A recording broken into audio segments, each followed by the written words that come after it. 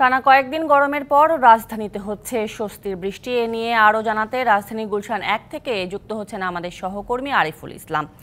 আরিফুল ইসলাম, টানা গরমের পর বৃষ্টি দেখা যাচ্ছে, কি বলছেন নগরবাসীরা, তাদের প্রতিক্রিয়া জানতে চাই। এছাড়াও সাধারণত দেখা যায় বৃষ্টি হলে যানজটে পড়ে নগরবাসী।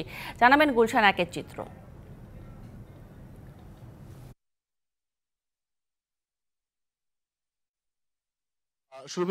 যেহেতু বৃষ্টি হচ্ছে, বাইরে প্রচুর বৃষ্টি হচ্ছে, সাথে কিন্তু হালকা জড়ো হাওয়াও আমরা দেখতে পেয়েছি। সেই কারণে বিপাকে পড়েছেন অফিসগামী যারা যাত্রী রয়েছেন বা পথচারী আছেন, প্রত্যেকে কিন্তু আসলে কিছুটা বিপাকে পড়েছেন। কারণ হুট করে এই বৃষ্টিটা আসার কারণে তারা কিন্তু যানবাহন ঠিক মতো পাচ্ছেন না। অনেকেই হেঁটে আসছেন, আবার অনেকেই যেহেতু ছাতা নিয়ে বের হননি, তারাও কিন্তু আসলে বৃষ্টিতে ভিজে একাকার হয়ে গেছেন।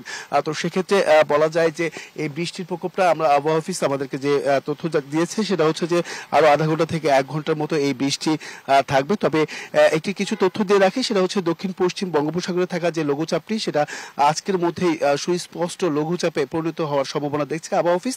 আর একটি তারা বলছেন যে শুক্রবার সকালের মধ্যে এটি নিম্নচাপে পরিণত হতে পারে।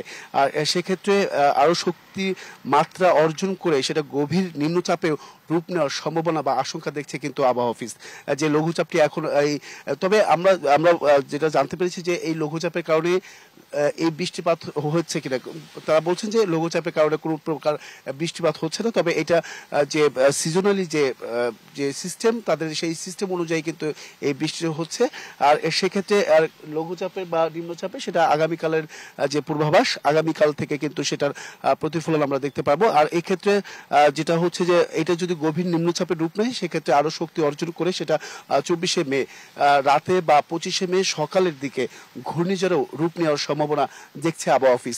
আর যেহেতু প্রতি মুহূর্তেই এর গতিপথ পরিবর্তিত হচ্ছে, তাই কোথায় এটি আঘাত হানতে পারে বা সেটি সুস্পষ্ট করে কিন্তু এখনই বলা যাবে না। তবে যে এই ঘূর্ণিঝড়টি পরিণত হবে, সেই ঘূর্ণিঝড়ের নামটা তারা বলছেন যে রেমাল, যে নামটি ঘূর্ণিঝড়ের, সেটি কিন্তু তারা বলেছেন। তো আসলে এই ধরনের ভোগান্তি বা এই ধরনের প্রেক্ষাপটে সাধারণ মানুষের তো ভোগান্তি আছেই, পাশাপাশি কিছু জায়গা আমরা দেখেছি যে এই অল্প বৃষ্টিতেই রাজধানীতে অনেকটা জলাবদ্ধতার সৃষ্টি হয়।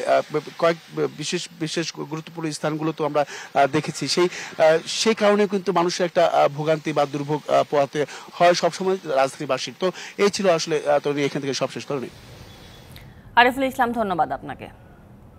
নগদে 500 টাকা বা তার বেশি পেমেন্টে পেতে পারেন ঢাকায় জমিসহ 20 কোটি টাকার পুরস্কার।